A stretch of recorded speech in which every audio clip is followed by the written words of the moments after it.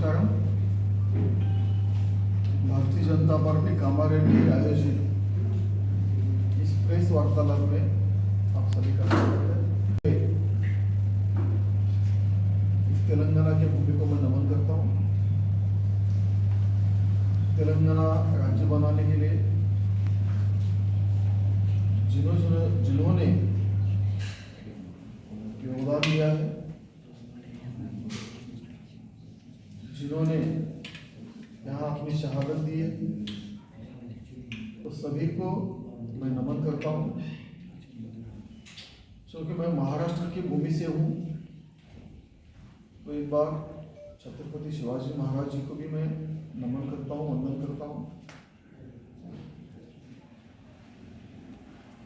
आज इस वार्तालाप के लिए यहाँ पर उपस्थित रमनाथ जी, हमारे सभी सहकारी जी, तो मैं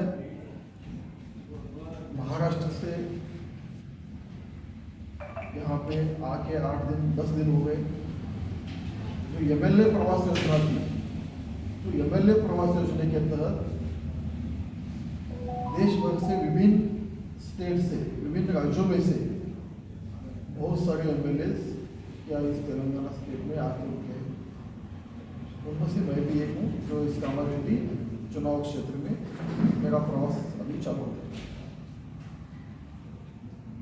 आप सभी तो जानते हैं, तो असेंबली इलेक्शंस तेलंगाना स्टेट के अभी नजदीक आ रहे हैं और इस तेलंगाना की अभी राजनीतिक परिस्थिति, जो पॉलिटिकल सिनेरियो आप अभी देखते हो, तो यहाँ की अभी परिस्थिति ऐसी है,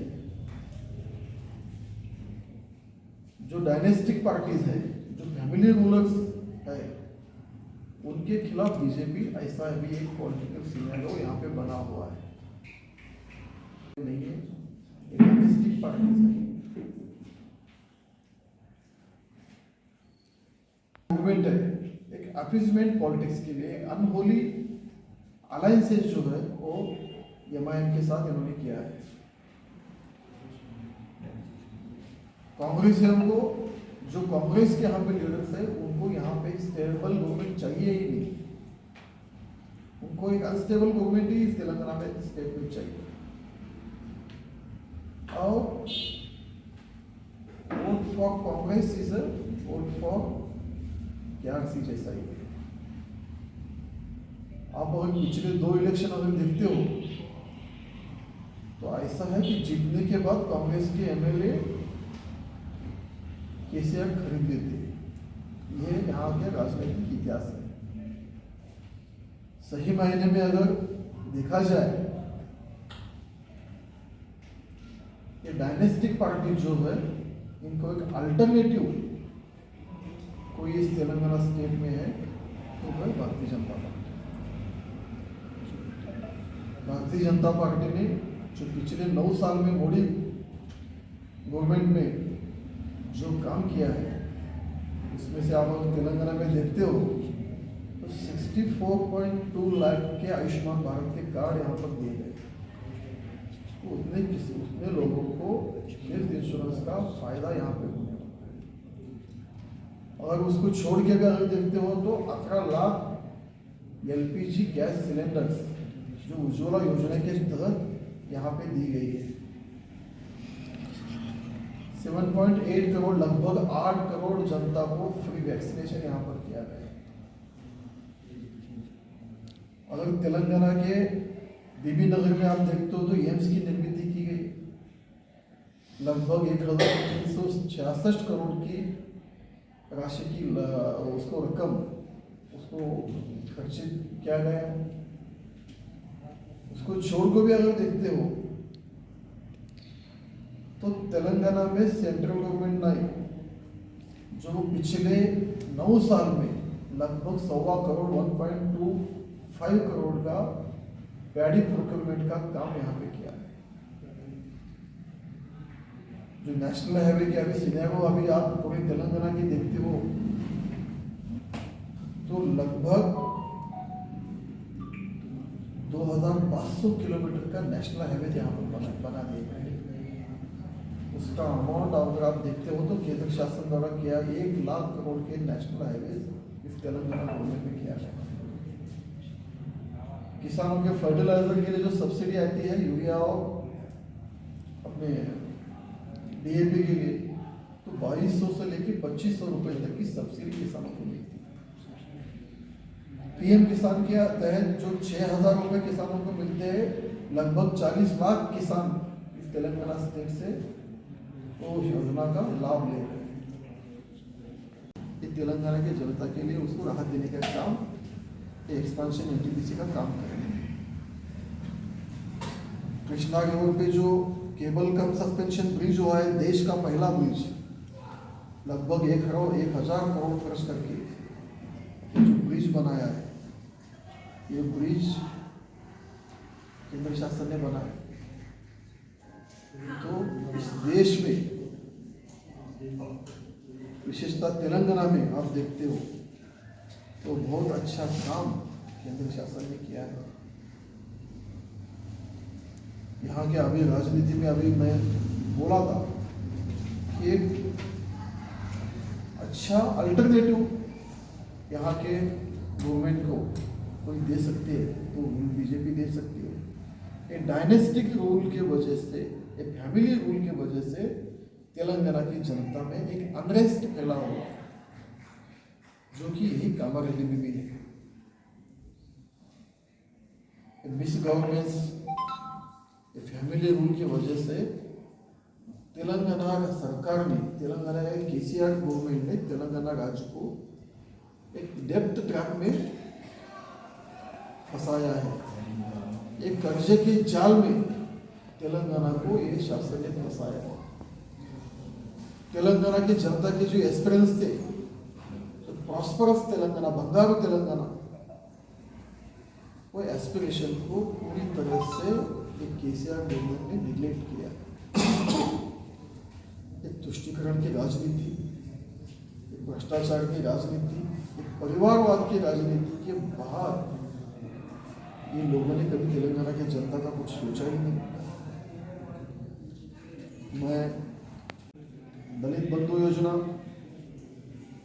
उसको छोड़ के फार्मर्स लोन वेवर्स का भी मैटर है, 3 एकड़ land for Dalit, unsolved Bodo land issue, Dalit Bandhu promises, ऐसे बहुत सारे फॉल्स प्रॉमिसेस KCR गवर्नमेंट ने जनता को। कामारेड्डी कॉन्स्टिट्यूंसी की अगर बात करते हो तो कामारेड्डी कॉन्स्टिट्यूंसी में भी पिछले 4 टर्म से MLA है।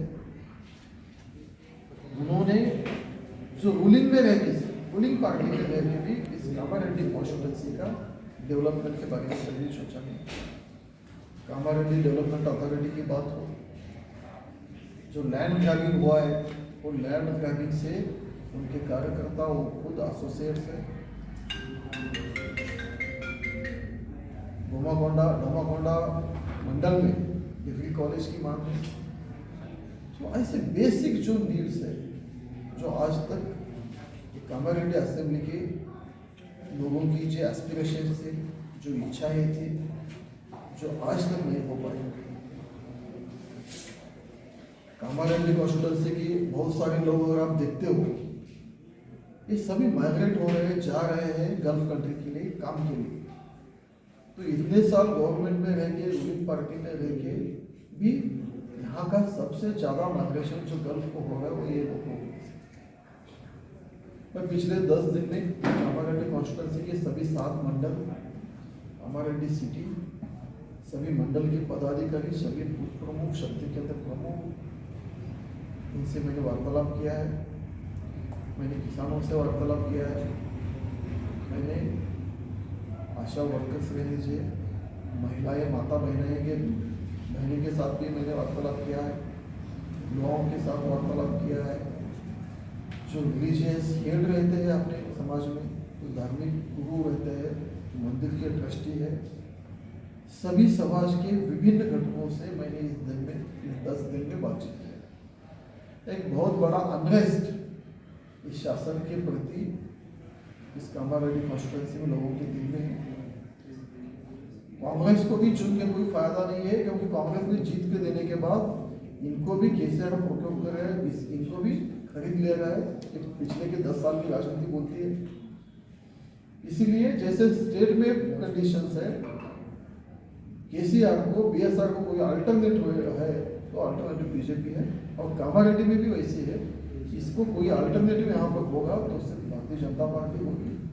यहाँ का मजबूत संगठन है, यहाँ के हमारे सभी साथी नेतागण जो है एक अच्छा तरीके से संगठने का काम, संगठना का जो पार्टी का जो काम है वो नीचे अंत्योदय तक, सर्वसामान्य घटक को जनता तक पहुंचने का काम हमारे नेताओं ने सरकार ने किया है।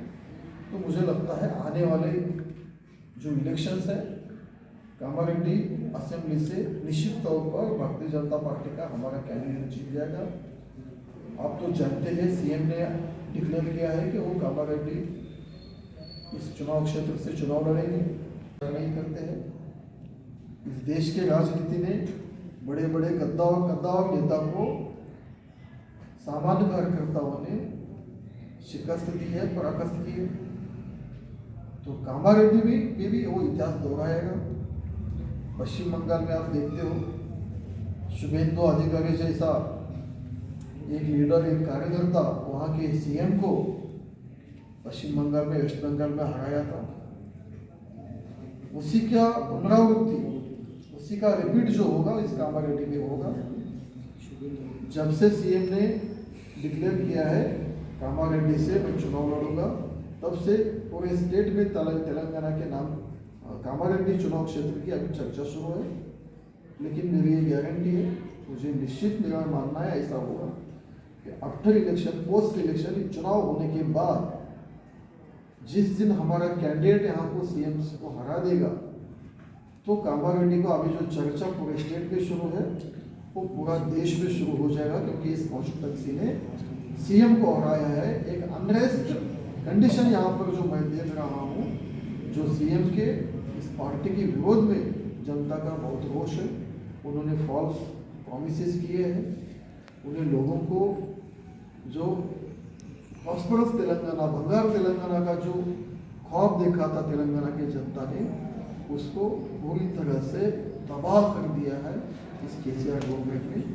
इसीलिए इस सबका परिणाम यही होगा, तेलंगाना स्टेट रहने दीजिए, कामारेड्डी असेंबली रहने दे, हमारा कैंडिडेट आने के वाले इलेक्शन में अच्छी मतों से जो देश में चर्चा हो जाए, ऐसा इलेक्शन कामारेड्डी में हो जाएगा और इलेक्शन पूरी तरह हमारे पक्ष में हो जाएगा।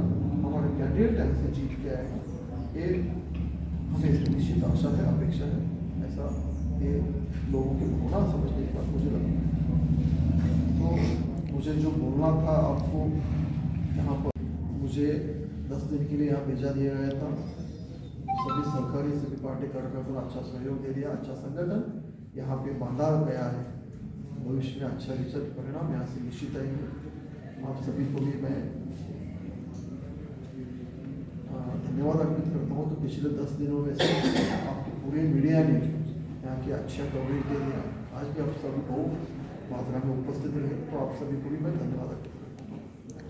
अच्छा ठीक है, ये लेकिन सीएम ट्रेडिशनल कॉन्स्टिट्यूंसी है। कामारेड्डी सीएम क्या प्लानिंग से है, कुछ प्लानिंग से है, मुझे समझ में नहीं आया। जब भी सीएम जैसा बड़ा व्यक्ति कोई कॉन्स्टिट्यूंसी अल्टरनेटिव सोचता है, ऑप्शन में सोचता है, तो सेफ जगह ढूंढता है। जहाँ तक मेरी जानकारी है, इस जानकारी मुझे ऐसा लगता है कि कामारेड्डी उनके लिए बिल्कुल सेफ नहीं है। कामारेड्डी पूरी तरह भारतीय जनता पार्टी के फेवर में है। इतने बड़े नेता क्या विचार किया है, मुझे उसको समझ, मेरा आकलन से बाहर ये बात हो रही है कि कामारेड्डी चुनाव क्षेत्र में वो कैसे आए। लेकिन जो भी है वो आए हैं सामने, हमको डटकर उनका मुकाबला करना है और किसी भी हालत में हम उनको यहाँ से परास्त कर लेंगे, हम उनको हरा देंगे। ये सेफ नहीं है। कामारेड्डी भारतीय जनता पार्टी के लिए अच्छी और बड़े मार्जिन से जीतने वाली ये सीट रहेगी हमारी। वो लड़ने वाले वहाँ महाराष्ट्र के, अगर आप जानकारी लेते हो तो महाराष्ट्र में वो इतना खर्चा कर रहे हैं केसीआर गवर्नमेंट, मुझे तो ये समझ में नहीं आता इतना पैसा तेलंगाना कंपेयर टू महाराष्ट्र से छोटा स्टेट है, प्रदेश है। यहाँ के सीएम इतना पैसा महाराष्ट्र में खर्च कर रहे हैं, ये पैसा आया कहाँ से?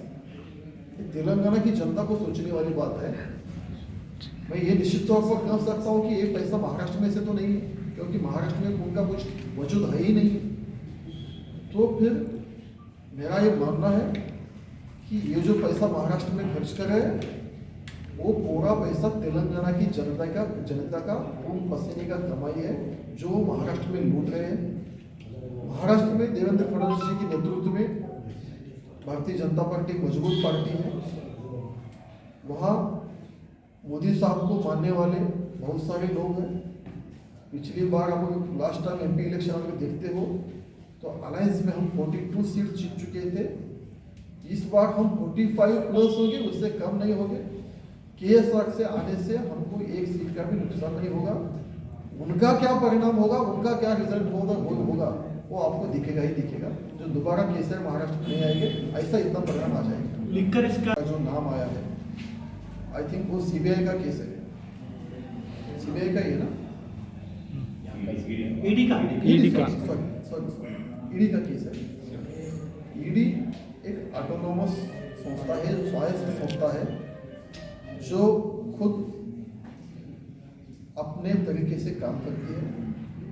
कविता अगर उसमें दोषी है तो ईडी निश्चित तौर पर कार्रवाई करेगी।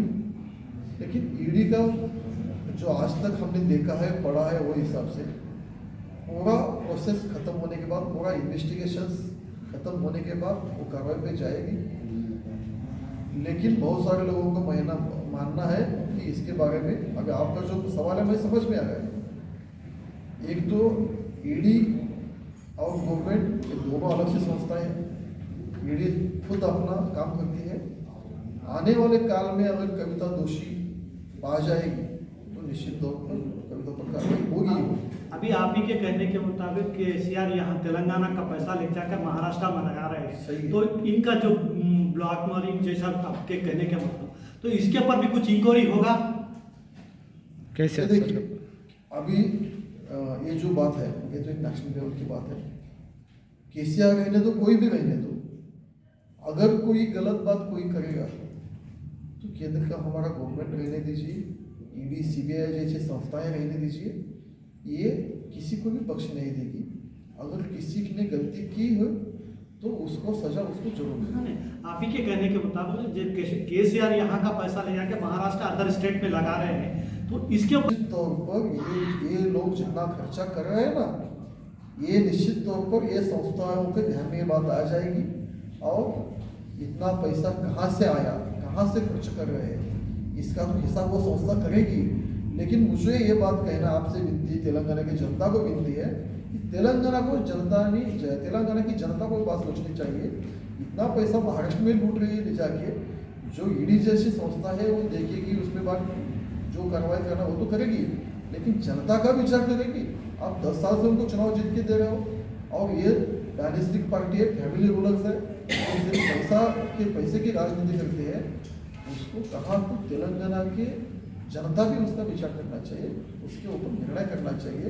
ये भ्रष्टाचारवादी, तुष्टिकरणवादी और परिवारवादी पार्टी को कहाँ तो हटाना चाहिए। एक अच्छा शासन तेलंगाना राज्य के लिए और अच्छा एमएलए कामारेड्डी के भविष्य के लिए आप यहाँ से चुन के जाना चाहिए। अब केसीआर क्या जब तक कैंडिडेट का लिस्ट डिक्लेयर नहीं होता तब तक किसी का नाम ओपनली बोला नहीं जाता। मुझे भी अधिकार नहीं है।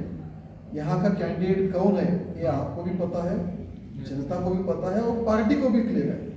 लेकिन सिर्फ अभी मीडिया के सामने मुझे भी कोई अधिकार नहीं है बोलने का, क्योंकि वो पार्लियामेंट्री बोर्ड का डिसीजन है। तो मैं तो एक छोटा सा कार्य करता हूँ सिस्टम में से। लेकिन यहाँ का कैंडिडेट कौन होगा जनता यहाँ की कामारेड्डी की पूरी तरह से जानती है, हमारी पार्टी भी जानते हैं, आप लोग भी सभी जानते हैं। जैसा टीआरएस